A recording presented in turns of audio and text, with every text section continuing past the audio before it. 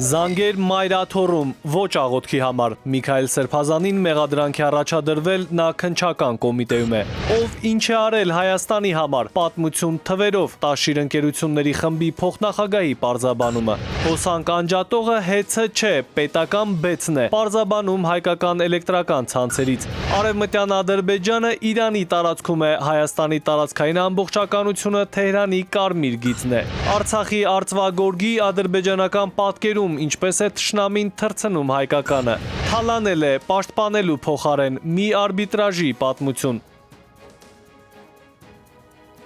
Բարի երեկո արգելի հեռուստադիտող, օրվա գլխավոր ժամն է կարևորի մասին, ես Հայկ Նավասարդյանն եմ։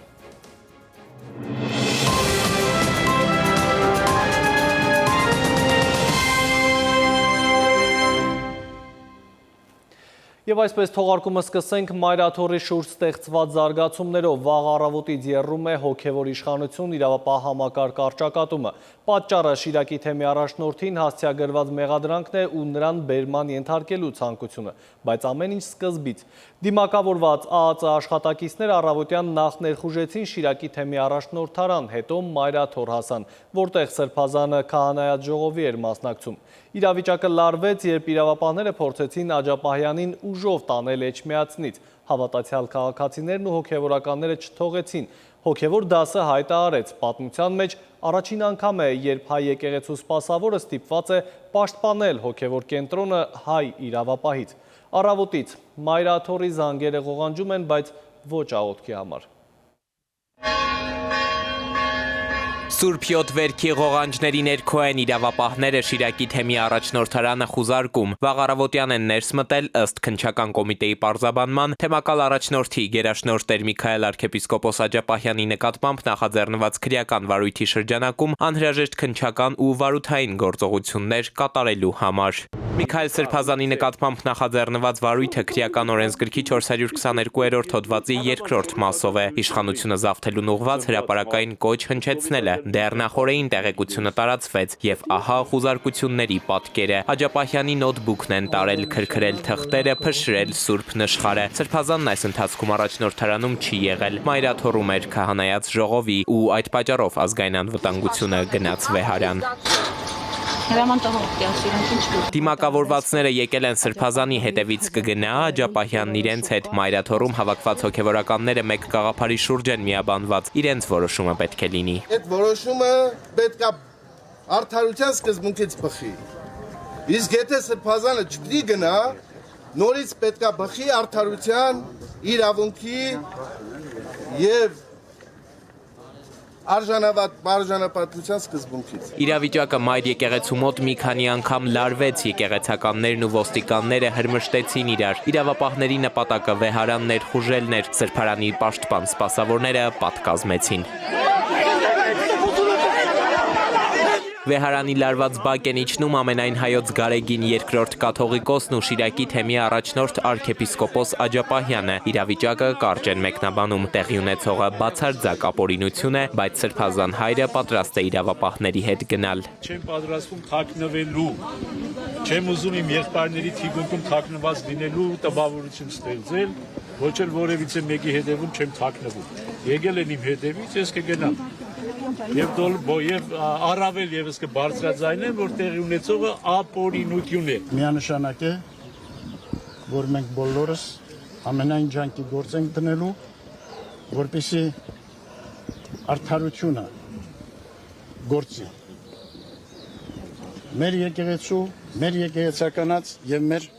հոգևորականների։ Իսկ երկրի Սրբազանների եւ երկրի բնականաբար։ Կաթողիկոսն այս հայտարարությունից հետո հոգևորականներին ուղղորդեց վեհարան շարունակելու ժողովը, հայրապետի խոսքով հետագա գործողությունների եզրահանգումն անելու։ Աջապահյանն էլ նախքան իրավապահների հետ ճանապարհ ընկնելը համբուրեց նրա աջը։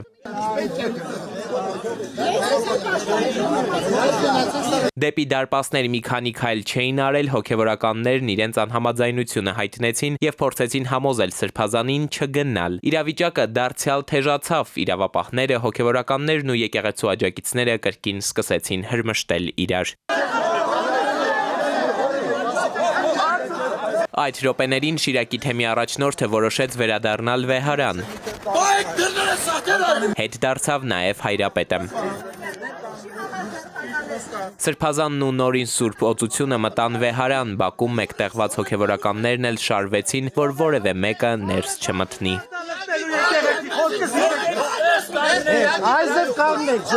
Եվ ղողանջ են խփում մայր եկեղեցու զանգերը։ Մենք որևէ մեկս չի ընդունում այդ գործողությունների իրավականությունը ու նաև հատկապես ձևը, որովհետև մի այնպիսի հանցագործի չեն եկել տանելու կամ բերման ենթարկելու։ Այսօր կատարվում է այն, ինչ որ կատարվեց 1915 թվականին, երբ Միքայել ծայրագույն վարդապետ Աչապայանին թուրքերը պարզապես կտոր արեցին։ Համախմբված հավատացյալներն են ազգային անվտանգության ծառայության աշխատակիցների դեմ կանգնած, որոշեցին տերունական աղոթք կարդալ՝ մի տանիր զմեզի փորձություն, Փրկյայի չարե։ Այս մեքենան ազգային անվտանգության ծառայությանն է պատկանում, վեհարանի բակ էր մտել, աղոթքից ու կարճ բանակցությունից հետո համաձայնեցին կայանման վայրը փոխել, ներսում հավաքվածները ծափերով ու գոչյուններով ողջունեցին։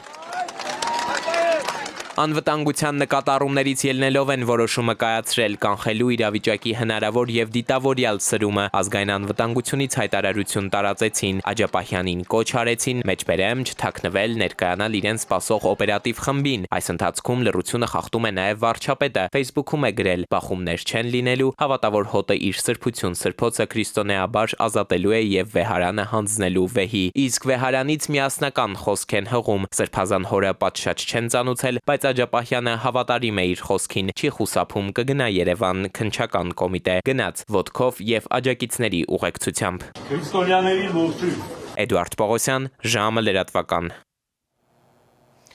Մայրաթորը րոպեներ առաջ դարձյալ հայտարարություն է տարածել, որում մասնավորապես ասվում է հայ եկեղեցու եւ Մայրաթոր Սուրբ Էջմիածնի նկատմամբ Հայաստանի իշխանությունների իրականացրած խայտառակ գործողություններով մեր ժողովրդի նորագույն պատմության մեջ կմնա որպես ազգային ամոթի օր։ Խստորեն դատապարտելով նախաձեռնված հակաեկեղեցական գործողությունները Մայրաթորը դրանք գնահատում է որպես անարգանք հայոց հոգևոր կենտրոնի սրբություն սրբոց Մայրաթոր Սուրբ Էջմիածնի նկատմամբ, նաև հավատացյալների հոգևոր զգացումներին հասցված ծանր վիրավորանքի համար։ Մեծի տան Կիլիկիո Արամ առաջին կաթողիկոսը ևս դատապարտել է իրավապահ մարմինների մուտքը Սուրբ Էջմիածին եւ կոչ է արել դադարեցնել ձերբակալությունների արշավը։ Անտիլիասից տարածած հաղորդագրությունում Կիլիկիո կաթողիկոսը հորդորում է դադարեցնել բոլոր հրապարակային մեղադրանքները որպես բարդ իրավիճակի հանգուցալուծման առաջին քայլ։ Անհրաժեշտ է հեռու մնալ այնպիսի լեզվի եւ ոճի գործածումից, որոնք չեն համապատասխանում մեր հոգևոր, ազգային ու բարոյական արժեքներին, կարդում ենք Կիլիկիո կաթողիկոսարանի հայտարարությունում։ Էջմիածնից Երևան Միքայել Աջապահյանին սատարելու գնացող մի խումբ քաղաքացիների ոստիկանները բերման են ենթարկել, նաև քննչական կոմիտեի շենքի տարածքից են ոստիկանները սկսել քաղաքացիների բերման ենթարկել։ Ներքին գործերի նախարարությունից հայտնում են, որ մի խումբ անձինք բերման են ենթարկվել արդարադատության իրականացմանը խոչընդոտելու հատկանիշներով նախաձեռնված քրեական վարույթի շրջանակում։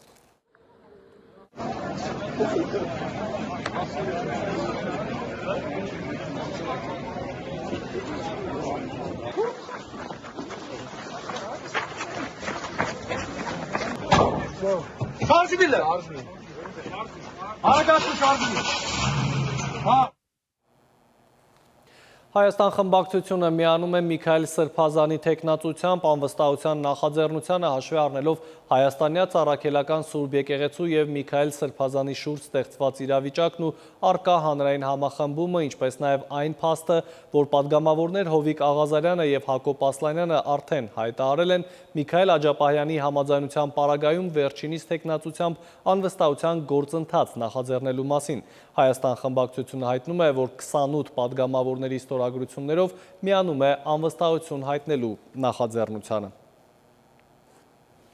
Հայ ազգային կոնգրեսը հայ առաքելական եկեղեցու կողքին է և խստորեն դատապարտում է Վեհանի դեմ իրականացված աննախադեպ գրոհը։ Նման գործողությունները ոչ միայն խախտում են Հայաստանի Հանրապետության սահմանադրությամբ երաշխավորված եկեղեցու և պետության անջատման սկզբունքը, այլև ուղղակի հարված են հասցնում մեր ժողովրդի միասնականությանը, հատկապես այս ճգնաժամային ժամանակաշրջանում, երբ ազգային համախմբվածությունը կենսական անհրաժեշտություն է։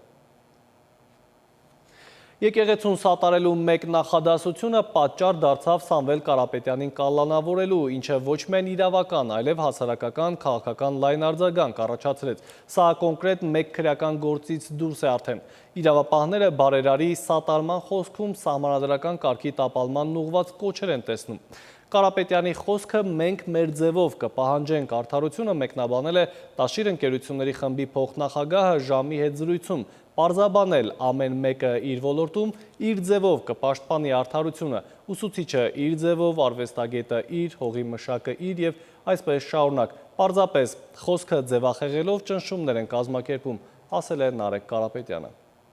Գործարար Սամվել Կարապետյանի ու ընտանիքի համար անընդունելի են հոգևորականների հասցեին հնչող մեղադրանքները։ Հատած կարմիր գիծեր արդեն սպառնալիքների լեզուն, պատմում է գործարարի եղբորորդին։ Սամվել Կարապետյանի խոսքը կարճ էր, ասելիքը հստակ, բայց ինչու մենք մեր ձևովը դարձավ քննարկման ու հետո արդեն մնացած զարգացումների առիթ։ Նարեկ Կարապետյանը ասում է, Սամվել Կարապետյանի մեկնաբանությունը հայ մարդու բնական արձագանք է մեր օրերում կատարվողին, իսկ հասարակության մեջ ամեն մեկս սեփական շահը ներկայացնելու, արդարության կողքին կանգնելու մեր ձևն ունենք։ Քաղաքական գործիչները ունեն քաղաքական խոսքով,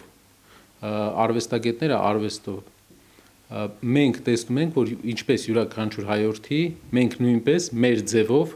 պետք է հակազդենք դրան։ Ու մեր ձևը դա հասարակությանը հասկացնելն է, մեր ժողովրդին հասկացնելն է, որ այս ճանապարհը, այս ամեն ինչը սկսվել է ոչ թե նրա համար, որ ինչ որ քահանա լավն է, ինչ որ քահանա վատն է, այլ սա ուրիշ նպատակներ ունի։ Ու այս նպատակներին դեմ գնալու պարագայում մենք ավելի մեծ վտանգներից ենք մեզ պաշտպանելու։ Այդ սատարումից ընդամենը ժամեր անց իրավապահները Կարապետյանի տանն էին, հետո դատարանը որոշեց կալանք կիրառել։ Հետո արդեն իշխանությունը ամենաբարձր մակարդակով հայտարարեց հայկական էլեկտրական ցանցերը ազգայնացնելու գործընթացի մասին։ Հիմա արդեն գործնական քայլեր են ձեռնարկել։ Նարեկ Կարապետյանը նախընդգծում է իշխանության այսպիսի որևէ նախաձեռնության առաջ կանգ առնելու մտադրություն չունեն։ Շարունակում է թվերով խոսել հեծի գործունեության մասին։ Միայն այս տարի շուրջ 50 ենթակայան է կառուցվում, 1500 կիլոմետր գծերի փոփոխության աշխատանքներ են ընթանում։ Մասշտաբային առումով անհամեմատելի է, թե ինչ անում մասնավորը մենք ու ինչ անում պետությունը բարձրավոր ցանցերով, բայց մի բան կարող ենք ասել, սակագնային առումով մենք այսքան ներդրում ենք անում, բարձրավորը այդքան ներդրում անում, ես չեմ ուզում ինչ որ ձև փոքրացնել բարձրավորի ղեկավար կազմի դերը, որովհետև նրանք մեր գոլեգաներն են, մենք հարգանք ունենք իրենց հանդեպ, բայց ամեն ինչ գալիս է պետական կառավարման էֆեկտիվությունից։ Բարձրավորի սակագինը վերջի 10 տարվա ընթացքում աճել է 80%-ով։ Պետական բարձրավոր ցանցերի սակագինը 80%-ով։ Հայաստանի էլեկտրական ցանցերինը միջին հաշվարկով միջինացված նույնն է մնացել։ Սակագինը նույնն է մնում, հաշվարկների ու ամենակարևորը ներդրումների միջոցով տարեկան $100 միլիոն մասին է խոսքը, ըստ Կարապետյանի ներդրումներից շատերը ուղղվում են տեղական գործարաններին, որոնք ստեղծել է Տաշիր ընկերությունների խումբը։ Պարզ է բացատրում, այդ գործարաններին վճարում է հեծը պատվիրված գործերի համար, այլապես այդ գումարները ուզած թե չուզած մեր երկրից դուրս էին ուղղելու։ Հայաստանի տնտեսական զարգացման լավագույն ճանապարհն է դա, ասում է գործարարը։ Մոտեցումը պետք է կիրառվի ռազմարդյունաբերության, ջրային ռեսուրսների ու մյուս ոլորտներում, ստեղծել հարյուրավոր աշխատատեղեր, փողը երկրում շրջանառել։ Հեծում այս մոդելը հաջողել են։ Մենք վճարում ենք հայկական մեր գործարաններին, որպեսզի գործարանները արտադրեն, սարքավորումները տան։ Չենք գնում ոչ Թուրքիայից, ոչ Ղազախստանից, ոչ Բելարուսից, այլ արտադրում ենք տեղում։ Այո, մենք մեր համար սարքել ենք գործարաններ, որովհետև հասկանում ենք, որ էներգետիկ անվտանգության համար քո սարքավորումները դու պետք է արտադրես։ Կարապետյանը հիշում է Էլեկտրիկ Երևանի օրերը, պատմում հեծը սնանկացման եզրիներ, երբ իրենք սկսեցին աշխատել։ Կառույցը դժվարություններով ոտքի կանգնեցնել, սնանկացման ճիրաններից փրկել հաջողվեց։ Այսօր կան խնդիրներ, իհարկե կան, ասում է, բայց պնդում դրանք դասակարգել է պետք։ Հեծի գործող ղեկավարության համար առաջնահերթությունը բաժանորդի գրպանին չկպնելն էր, ինչը հաջողվել է։ Երբ մենք գնեցինք Հայաստանի էլեկտրական ցանցերը,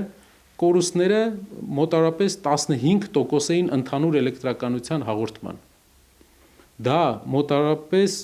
տասնյակ միլիոնների դոլարների կորուստներ կային։ Դա ինչ էր։ Կարելի է ասել, դա գողություններն էին, չարաշահումներն էին, տեխնիկական վիճակի վատ վիճակներ։ Ու ինչ արեցինք մենք։ Այս տարիների ընթացքում կորուստները 15%-ից իջել է 6%-ի։ Տարին մենք Հայաստանի էլեկտրական ցանցերը սակագնին վերադարձնում է 40 միլիոն դոլար։ Այն մարդիկ, ովքեր կփորձեն ինչ-որ դրդումներով, ինչ-որ պատվերներով դեմ արտահայտվել, թող իրենց գրպանից 10 միլիոն դրամ փորձեն մարդկանց ինչ-որ լավ բան անեն։ 10 տարվա ընթացքում երևի մենակ կաթի գինը գյուղերում ու էլեկտրականության գինը չի փոխվել։ Նարեկ Կարապետյանն ամփոփում է անկախ իրավական եւ քաղաքական ճնշումներից, Սամվել Կարապետյանը ամուր է մնալու իր դիրքորոշման մեջ, շարունակելու է լինել եկեղեցու կողքին, որպես չհանձնվող հայի տեսակ։ Եթե մենք հիմա չենք արտահայտվում ի պաշտպանություն մեր եկեղեցու հայրերի եւ նաեւ մեր գաղափարների, ժամանակի ընթացքում ավելի մեծ խնդիրների առաջ ենք կանգնելու։ Տիգրանուհի Կուրղինյան, Զորաբ Քարամյան, ժամը լրատվական։ Մայրաքաղաքի 40%-ը աշտարակ քաղաքի մի մաս այսօր ժամը 13:54-ից հոսանքազրկված է եղել։ Որոշ ժամանակ անց էլեկտրամատակարարումը վերականգնվել է։ Հայաստանի էլեկտրական ցանցերը տարածած հայտարարությունում պարզաբանել է, որ հոսանքազրկումը հեծի էլեկտրատնտեսության սպասարկման տիրույթից դուրս է։ Հոսանքազրկումը բարձրավոտ էլեկտրական ցանցերից է եղել, որը ի դեպ պետական հիմնարկ է։ Ստամբուլում հանդիպել են Հայաստանի տարածքային կառավարման և ենթակառուցվածքների նախարար Դավիթ Խուդաթյանն ու Թուրքիայի էներգետիկայի և բնական պաշարների նախարար Ալփասլան Բայրակթարը։ Այս մասին թուրք նախարարը ինքն է գրառում կատարել սոցցանցում։ Բայրակթարը հայտնում է, որ հանդիպման ընթացքում կողմերը գնահատել են Թուրքիայի և Հայաստանի միջև էներգետիկայի ոլորտում համագործակցության հնարավորությունները։ Ադրբեջանը այժմ առավել քան երբևէ մոտ է Հայաստանի հետ խաղաղության պայմանագիր կնքելուն, հայտարարել է Ալիևի հատուկ հանձնարարություններով դեսպան Էլչին Ամիրբեկովը։ Նա վստահեցրել է, թե Ադրբեջանը հանձնառու է երկարատև և անդառնալի խաղաղության և որ բանակցային գործընթացը պետք է իրականացվի բացառապես Ադրբեջանի և Հայաստանի միջև առանց միջազգային միջնորդների մասնակցության։ Ամիրբեկովը կրկնել է Բաքվի հայտնի թեզը, թե պետք է փոխել Հայաստանի սահմանադրությունը և հստակ ազդանշաններ տալ խաղաղության պատրաստակամության մասին։ Ադրբեջանցու խոսքով Հայաստանի ընդդիմության ազդեցությունը բացահայտ խոսում է վրեժխնդրության մասին, որը Հայաստանում աճում է։ Իսկ այժմ այն մասին, թե ինչ ենք պատմելու թողարկման երկրորդ հատվածում։ Արևմտյան Ադրբեջանը Իրանի տարածքում է, Հայաստանի տարածքային ամբողջականությունը Թեհրանի կարմիր գիծն է։ Արցախի արծվագորգի ադրբեջանական պատկերում ինչպես է թշնամին թռցնում հայկականը։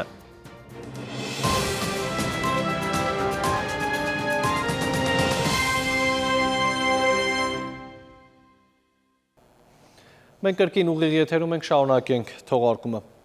Հայաստանի հարևան Իսլամական Հանրապետությունը դեմ է իսլամական համագործակցության կազմակերպության ընդունած Ստամբուլի հռչակագրի դրույթներին։ Մեր երկրում Իրանի արտակարգ և լիազոր դեսպանը կարճ և կոնկրետ է ձևակերպում, կեղծ և հորինված են Հայաստանի նկատմամբ Ադրբեջանի տարածքային պահանջները, իսկ ինչ վերաբերում է արևմտյան Ադրբեջան եզրույթին, ապա դեսպանը հիշեցնում է, որ դա Իրանի տարածքում գտնվող նահանգի անունն է։ Մինչև ասուլիսը կմեկնարկեր, Հայաստանում Իրանի դեսպան Մեհդի Սոբհանին պահանջեց, որ ազատության լրագրողը հեռանա սրահից, հայտնելով այլապես ինքը կլքի տարածքը։ Հիմա դուք մեր թշնամիների համար եք աշխատում։ Իրանը հետախուզական տեղեկություններ ունի, որ Իրան-Իսրայել 12-օրյա պատերազմի ընթացքում հարևան երկրներից անօդաչու թռչող սարքեր են ներխուժել իր տարածք։ Իրանի և Ադրբեջանի նախագահների միջև հեռախոսազրույցի ժամանակ Փեզեշքյանը խնդրել է Ալիևին լուրջ հետաքննություն անցկացնել այդ հարցի վերաբերյալ։ Մենք կսպասենք հետաքննության արդյունքներին, Իրանի արձագանքը մեծապես կախված կլինի այս հետաքննության արդյունքներից։ Հնարավոր է, որ մեր թշնամին սիոնիստական ռեժիմը օգտվել է մեր հարևան պետության տարածքից։ Ադրբեջանը մեզ վստահեցրել է, որ թույլ չի տա, որ իր տարածքը օգտագործվի Իրանի դեմ, սակայն մենք բոլորս շատ լավ գիտենք, սիոնիստական ռեժիմը չի հետևում որևէ կանոնի, չեն պահպանում որևէ օրենք, հետևաբար դեռևս կա հավանականություն, որ նրանք կարողացել են օգտվել պահից։ Իսլամական համագործակցության կազմակերպության նախարարական վերջին համաժողովի շրջանակներում ընդունվեց Ստամբուլի հռչակագիրը։ Ադրբեջանի նախաձեռնությամբ ներկայացված բանաձևերում տեղ գտան նաև խեղաթյուրված ու ծայրահեղ միակողմանի ձևակերպումներ։ Ադրբեջանի արտաքին գործերի նախարարն էր հայտարարել, թե Հայաստանը դեմ է խաղաղության պայմանագրին եւ որ իր երկրին չի տրամադրում այսպես կոչված Զանգեզուրի միջանցքը, որն է այդ հարցում Թեհրանի դիրքորոշումը։ Մենք կտրականապես մերժում ենք ցանկացած տարածքային պահանջ, որը խախտում է Հայաստանի տարածքային ամբողջականությունը եւ ազգային ինքնիշխանությունը, ցանկացած կեղծ եւ շինծ ու արտահայտություն, որն իրենից կարող է որևէ տարածքային պահանջ ենթադրել մեկ այլ երկրի նկատմամբ։ Մենք դա եւս կտրականապես մերժում ենք։ Այդ հորինված եւ կեղծ արտահայտությունների օգտագործումը հակասում է տարածաշրջանում խաղաղ համակեցության ծրագրին։ Իրանի դեսպանն անդրադարձավ այդ հռչակագրում տեղ գտած այսպես կոչված Արևմտյան Ադրբեջան ձևակերպմանը։ Արևմտյան Ադրբեջան անվանումը Իրանի Իսլամական Հանրապետության նահանգներից մեկի անվանումն է, այն չի կարող օգտագործվել որևէ այլ աշխարհագրական տարածաշրջանի համար, հատկապես եթե այն ենթադրում է որևէ տեսակի տարածքային պահանջ մեկ այլ երկրի, մասնավորապես Հայաստանի նկատմամբ։ Դեսպանի ձևակերպմամբ Իրանն աջակցում է Հայաստանի ու Ադրբեջանի միջև խաղաղության շուրջ երկխոսությանը եւ երկու կողմերին էլ խրախուսում է, որպեսզի որքան հնարավոր է շուտ ստորագրվի խաղաղության համաձայնագիրը։ Հայաստանի նկատմամբ մեր դիրքորոշումը միշտ կայուն եւ հաստատուն է։ Մենք աջակցում ենք Հայաստանի տարածքային ամբողջականությանը եւ ազգային ինքնիշխանությանը։ Ով էլ որ սրա հակառակն ասի, մենք դեմ կլինենք դրան եւ խորհուրդ ենք տալիս, որ ինքնակոչ այս պահանջներով չխանգարեն տարածաշրջանում խաղաղության հաստատմանը։ Պատերազմի ընթացքում նաև հիմա ըստ դեսպանի Իրանի եւ Հայաստանի լավ հարաբերությունները չեն դադարել։ Երկու երկրների միջև տարբեր մակարդակներով փոխադարձ այցելությունները նույնիսկ ակտիվացել են։ Ըստ դեսպանի հայկական կողմն արտահայտել է իր հստակ դիրքորոշումը եւ դատապարտել Իրանի դեմ ագրեսիան։ Նաիրի Մուրադյան, Վահան Գուլոյան, ժամը լրատվական։ Իսկ մեր թշնամին աչք ունի ոչ միայն մեր հողի, այլև մշակույթի ամեն կտորի վրա։ Այսպես, ադրբեջանական լոբին նավթադոլարները չի խնայում, որ աշխարհին ապացուցի, թե ինքը իբրև ոչ միայն այս տարածքում հնաբնակ է, այլև մշակույթ ու սովորույթներ ունի։ Դարերի ընթացքում գորգ է գործել ու հասցրել այս անգամ արդեն Նիդերլանդներ, բայց գողանալուց անգամ չեն կարողանում ճիշտը թռցնել։ Այսպես, գողացել են արցախյան արծվագորգի մոտիվները, որի կենտրոնում հայկական խաչն է, իսկ իրականում գործում են նստակյաց ազգերը, որպես ապացույց հայկական լեռնաշխարհի բազմաթիվ պեղավայրերից հայտնաբերվել են անթիվ անհամար իլիկների գլուխներ, գործելու համար նախատեսված սանրեր, դազգահի մնացորդներ, գործվածքի կտորներ։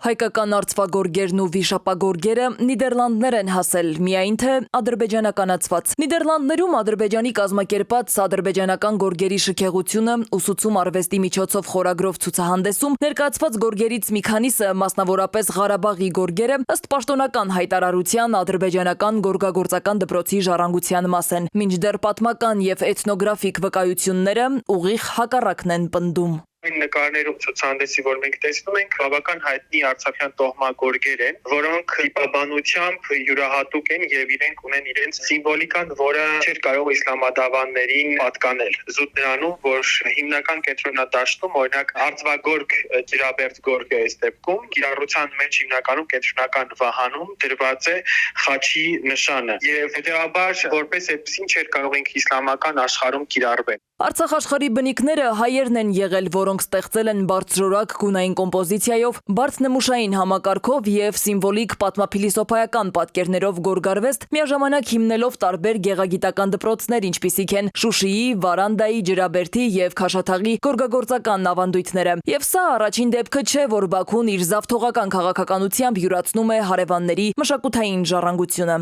Նմանատիպ ցուցադրություններ արդեն իսկ եղել են եւ սա ունի միջազգային ուղղվածություն։ Նախկինում մենք ակալատես ենք եղել նման ցուցահանդեսների կայացումը Լատվիայում, Լեհաստանում եւ փաստորեն հերթական թիրախը այս անգամ արդեն Նիդերլանդներում է։ Ադրբեջանը փորձում է պատմական ավանդույթներ ստեղծել մի պետության համար, որը չունի այդ ավանդույթները։ Ինչու՞, որովհետեւ գորգագործական մշակույթը նստակյաց եւ բնիկ հանրույթին բնորոշ մշակույթ է եւ փաստորեն Ադրբեջանը այս քայլով փորձում է ստեղծել պատմական երկրի կերպար։ Վերարտադրվում են հայկական գորգերը ու ցուցադրվում կրկնօրինակներով, երբեմն նաև խորամանկության են են դիմում ու ժամանակակից իմիտացիոն լուծումներ տալիս Արցախի տիպական գորգերին։ Նույնիսկ տարածաշրջանին բնորոշ մրգերի տեսակներով են փորձում համոզել, թե այդ գորգերը իրենցն են։ Վերցվել է կենտրոնական վահանը կամ որևիցե դետալային հատված, նույն ձևով գործվել է, դրան ավելացվել է տարածաշրջանին բնորոշ որոշակի մրգեր, այնտեղ տեսնում ենք մենք նուռ, սերկևիլ, խաղող, իրենք վերցնելով արցախյան գորգը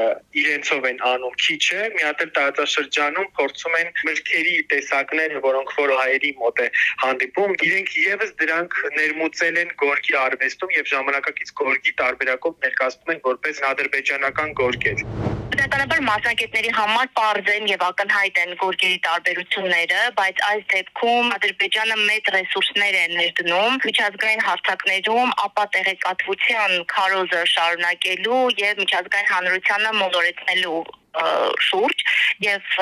հստակորեն իրականացնում է այդ քաղաքականությունը։ Ցուցահանդեսում ըստ մասնագետի տեղ են գտել նաև բնօրինակ գորգեր, որոնք պատերազմից հետո մնացել են Արցախում ու հափշտակվել թշնամու կողմից։ Հենց դրանցով են նաև կեղծիքն առաջ տանում։ Բացի այդ, ցուցադրությունում ներկայացված որոշ գորգեր էլ, օրինակ Թավրիզի եւ Արդաբիլի, որոնք պատմականորեն պատկանում են Իրանի մշակութային ժառանգությանը, նույնպես ներկայացվել են որպես ադրբեջանական։ Սա նաև իրանական մեդիա դաշտում է արձագանք գտել։ Այստեղ մատնացույց են անում ընդգծում պատմամշակութային յուրացման վտանգավոր փորձը։ Եվ ի վերջո, ինչպես կարող է ադրբեջանական գորգարվեստն ունենալ հազարամյակների պատմություն, այն դեպքում, երբ ինքնակոչ այս երկիրը ձևավորվել է ընդամենը 1918 թվականին։ Սվետլանա Ավդիշյան, ժամը լրատվական։ Կրկին վերադառնանք օրվա գլխավոր իրադարձությանը, մինչև Միքայել Սրբազանը քննչական կոմիտեի ներսում է իրավապահների հետ, դրսում այս րոպեներին հավաքվել են նրա աջակիցներն ու հոգևորականները։ Մամիկոնյաց փողոցը փակ է, հոգևորականներն աղոթում են ու շարականներ կարդում աջակցություն Միքայել Սրբազանի։ Եվս մեկ դադար ու կվերադառնանք րոպեներ անց։ Թալանել է, պաշտպանելու փոխարեն մի արբիտրաժի պատմություն։ Մետյո աշխարհ, ինչ սպասել շաբաթ եւ կիրակի ավելին հաջորդ թիվ։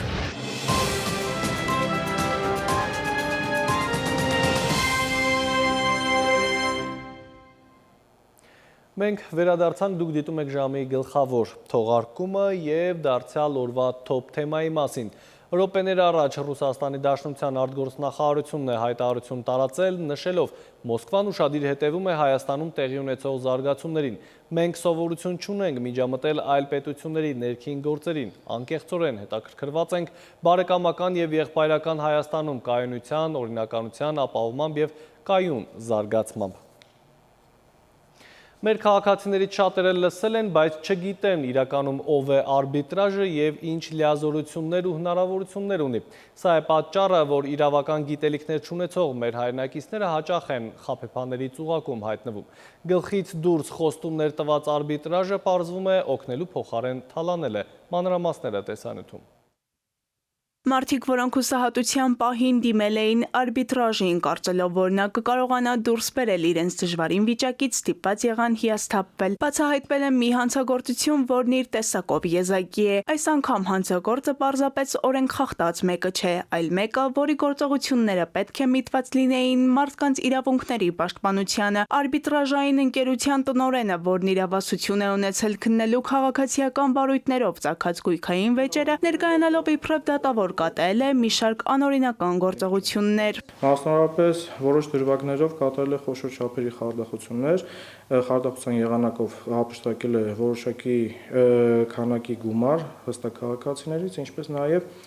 կայացրել է ակնհայտ ապօրինի որոշումներ եւ վճիռներ։ Արբիտրն իրեն դիմաց քաղաքացուց ստացել է ընդհանուր 1.200.000 դրամ, սակայն ըստ հակակոռուպցիոն կոմիտեի կատարել է միայն 183.000 դրամի չափ վճարումներ, այդ կերպ հափշտակելով գումարի մնացած մասը, ավելին քան 1 միլիոն դրամը։ Բացի այդ, այս արբիտրն իր քննության ոչ ենթակա քաղաքացիա իրավական հարցերի լուծման նպատակով անցկացրել է ձևական դատական նիստեր եւ կայացրել վճիռներ ամուսնալուծության ու անշարժ գույքի սեփականության իրավունքի փոխանցման հարցերով։ Երկու նշված դեպքերով արբիտրը հափշտակել է 1.400.000 դրամ։ Տնօրենը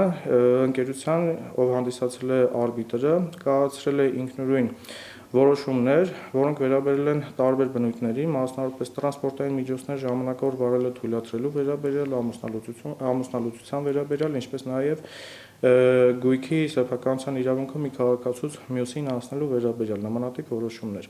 որոնց իրավասությունը վերջինս չի ունեցել։ Մասնագետների դիտարկմամբ այս հանցագործություններից խուսափելու ու դրանց դեմ պայքարելու միջոցը իրավագիտակից լինելն է։ Իրավական գիտելիքների պակասն է նպաստում խաբեության զոհ դառնալուն։ Եթե որևէ մի արբիտր ներկայացնում է, ասում է կամ գովազդում է, որ ինքը SSS տիպի մեջերներ կարող է քնել, որ մարդը ուղղակի իրազեկ լինի, որ դա դուրս է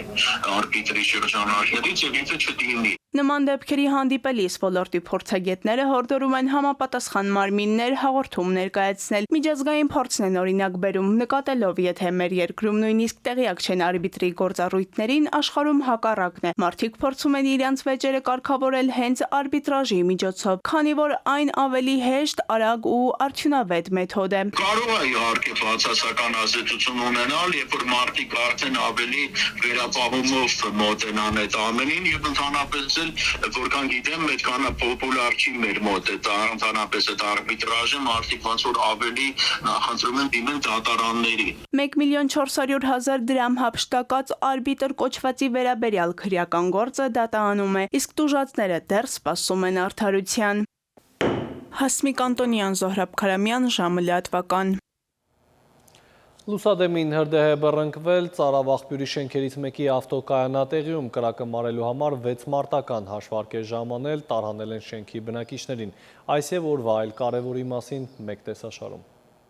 ԱՊՀ երկրներից բացառությամբ Բելարուսի ապրանքների առաքման ժամկետները կտրուկ աճել են այդ երկրներում մաքսային ստուգումների ավելացման պատճառով, հայտնում է Իզվեստիան։ Լրատվամիջոցը փոխանցում է, որ մաքսային վերահսկողությունը խստացվել է Հայաստանում, Վրաստանում եւ Ղրղզստանում, իսկ Ղազախստանում բեռների ստուգումների պատճառով Ռուսաստան ապրանքների առաքման ընդհանուր ժամկետը ավելացել է մինչեւ 12 օր։ Մաքսային ծառայողների ամենամեծ ուշադրությունը ըստ ռուսական կողմի գրավում են տեխնոլոգիական արտադրանքները, սերվերների եւ հաշվողական ենթակառուցվածքների պակասի պայմաններում այդպիսի ապրանքները կարող են օգտագործվել ինչպես քաղաքացիական, այնպես էլ ռազմական նպատակներով, հետևաբար դրանք հատուկ հսկողության տակ են։ Բարձրագույն կրթության եւ գիտության ոլորտի օրենսդրական բարեփոխումների վերաբերյալ հիմնական շեշտադրումներից մեկը կլինի համալսարանների ֆինանսավորման համակարգի փոփոխությունը, շեշտը դնելով գիտական գործունեության զարգացման վրա։ Նախարարության տվյալներով դասախոսների միայն 6%-ն է ակտիվ գիտաշխատող։ Ըստ նախարար Անդրեասյանի, համալսարաններում կրթությունը հիմնականում դասախոսությունների վրա է հիմնված։ Միևնույն ժամանակ ուսանողները գործնականում չեն մասնակցում գիտական աշխատանքին։ Առաջարկվող նորամուծությունների թվում են նաև համալսարանների միավորումը ակադեմիական ինստիտուտների հետ, կրթաթոշակների տրամադրման նոր համակարգը, ինչպես նաև ուսանողների համար անհատական ուսումնական պլան ստեղծելու հնարավորությունը տարբեր համալսարաններից մոդուլների ընտրությամբ։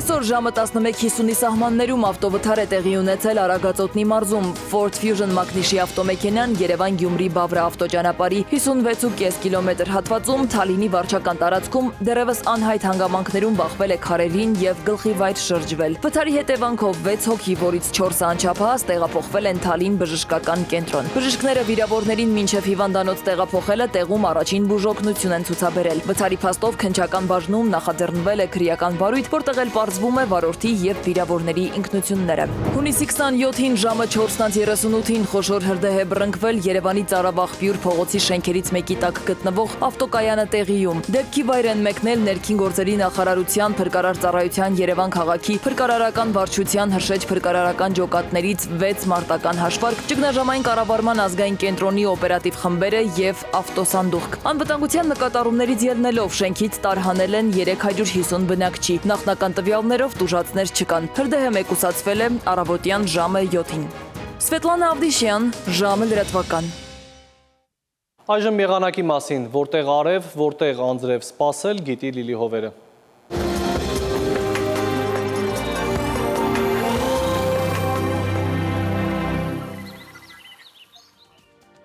Բարի երեկո, եղանակի տեսության հովանավորն է Ֆերոսի ապրանքանիշը, իր հուսալի անվտանգ գերխնայող գազի կաթսաներով։ Դրանք պաշտոնապես ներկայացված են էքստերիեր խանութ սրահներում, Ֆերոսի եղանակ ստեղծող կաթսաներ, Մետեո աշխարհ նախ Հայաստան։ Մեր երկրի մեծ մասում շաբաթն ու կիրակին կանցնեն փոփոխական երկնքով, տեղումներ սպասվում են հյուսիսային գոտիներում, ջերմաստիճանը կնվազի 4-ից։ Վաղը ցերեկը Շիրակում, Կոտայքում, Գեղարքունիքում, Արագածոտնի եւ Վայոց-Ձորի լեռնային գոտիներում կդիտվի 24-ից 28 աստիճան։ Վայոց-Ձորի եւ Արագածոտնի նախալեռներում սպասվում է 30-ից 34, Լոռիում 24-ից 28, Տավուշում 28-ից 31 աստիճան։ Արարատում, Արմավիրում, Սյունիքի հովտային գոտիներում վաղը ցերեկը սպասվում է առավելագույնը 35 աստիճան։ Սյունիքի նախալեռներում կդիտվի 24-ից 27 աստիճան։ Երևանում օրը կանցնի փոփոխական երկնքով, երեկոյան սպասվում են տեղումներ։ Այս գիշեր 16-ից 18, ցերեկը 32-ից 34, երեկոյան 27-ից 29 աստիճան։ Հարգելի հեռուստադիտող, այսքանով ավարտված է ժամի գլխավոր թողարկումը, խաղաղ գիշեր եմ մաղթում։